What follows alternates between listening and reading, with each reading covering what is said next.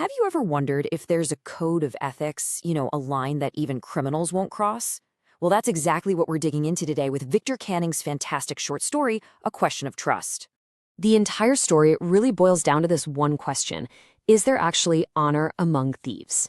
You hear this saying all the time, right? But does it hold up when things get real? This story puts that idea to the test in a super clever and totally unexpected way. So let's meet the guy at the very center of it all.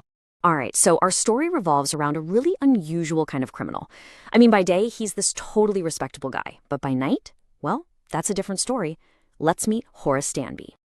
So this is Horace Danby. Now, on the surface, he's about 50 years old. He's got a successful locksmith business. He's what you'd call a respectable citizen. But here's the thing. He's not completely honest. Horace is living a secret double life. Once a year, like clockwork, this super careful planner pulls off a single big-time robbery. So what's he doing with all the money? It's not for fast cars or a fancy lifestyle. It's for this, a deep, real passion for rare and expensive books. His yearly heist is it's the only way he can fund his collection. And in his mind, that makes him a different kind of criminal. Maybe even a better one. This year, he's got his sights set on a house at a place called Shotover Grange. He's been studying it for 2 weeks. He knows everything, the layout, the wiring, the gardens. He knows the family's away in London, and he just watched the 2 servants who lived there leave for the movies. The stage is perfectly set. And what's the prize? Jewels worth about £15,000. I mean, that's a huge haul. If he pulls this off, it's enough to buy 3 incredibly rare books he's had his eye on. For Horace, the plan is absolutely flawless, and the reward is definitely worth the risk. So, Horace is ready to go. He's done his homework, the coast is clear, he's got his tools. But, as we're about to find out, even the most perfect plans can get thrown off course by the tiniest, most random things. You can really see what a pro Horace is in every single move he makes. First, gloves go on, no fingerprints. He knows exactly where the key is hidden outside. He even knows the little dog's name is Sherry, and he just calms it right down. He finds the safe tucked away behind a painting, just like he read in a magazine. Everything is going exactly to plan. But then, this. A big, beautiful bowl of flowers sitting right on the table. Turns out, Horace has terrible hay fever, and the pollen starts tickling his nose. Now, you'd think, okay, minor problem, right? He just covers his face with his handkerchief. But this one little thing, this is about to become the single most important moment of the entire robbery. So just as he's getting ready to crack the safe, that tickle in his nose gets to be too much. He lets out this huge sneeze. And right in that moment, a quiet voice cuts through the silence. He's not alone. And that's what he hears. Not someone screaming, not an alarm, just this calm, almost polite question. Before he even knows what he's doing, he answers, "Hay fever," and then sneezes again. He looks up, and there's a young, pretty woman in a red dress just standing there in the doorway. His perfect plan has just completely fallen apart.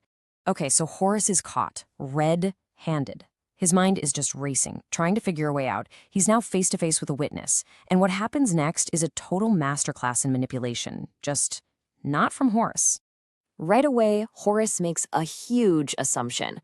He sees this confident, well-dressed young woman, and he thinks she's gotta be the lady of the house. And she seems more amused than scared, which gives him this tiny little glimmer of hope that maybe, just maybe, he can talk his way out of this. So this tense little negotiation kicks off. She says she'll call the police. He fires back that he'd cut the phone lines first and make sure she couldn't do anything for a while. It's like a chess match. He's trying to sound tough, but she just stands there, totally calm, basically calling his bluff. When he realizes threatening her isn't going to work, Horace completely switches gears. He tries to appeal to her to justify what he's doing. He basically paints himself as this noble thief, a Robin Hood type who only steals from the rich to support his love of books. He's terrified of going to prison, and he's getting desperate.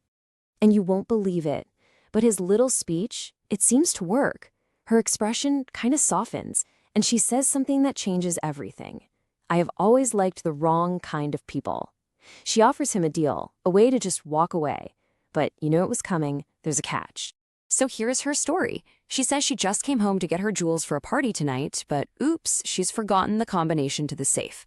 Her husband's away for a month, so she can't ask him. She needs someone to open it. And how convenient, a professional safecracker is standing right there in front of her. And this is the moment it all goes wrong.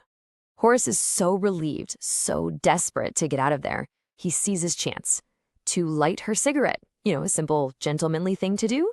He does the one thing a careful burglar should never, ever do. He takes off his gloves. Horace thinks he just pulled off the smartest escape of his career. He's avoided jail time and even helped a lady in distress. But the truth is, he's just been completely played.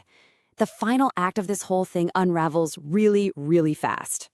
It takes him less than an hour. He cracks the safe, hands all the jewels over to the charming young lady, and walks out the door, feeling pretty darn good about himself. He promises he'll never steal again, and for 2 days he actually sticks to it.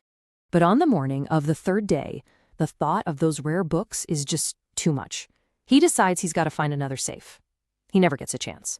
By noon that very same day, a policeman is at his door, arresting him for the jewel robbery at Shotover Grange. Horace is just floored. He tries to explain what happened, that the owner's wife asked him to open the safe for her. But of course, nobody believes him. Why would they? The evidence against him is rock solid. His fingerprints, from when he took off his gloves, are all over the room. And here it is, the final crushing twist. The police bring in the actual lady of the house, and she is not a young, charming woman in a red dress. She's a gray-haired, sharp-tongued 60-year-old, and she says his story is complete nonsense.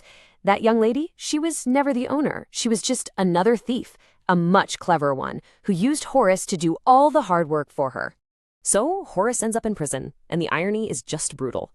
He's now an assistant librarian, literally surrounded by the books he loved so much, but he can never own them.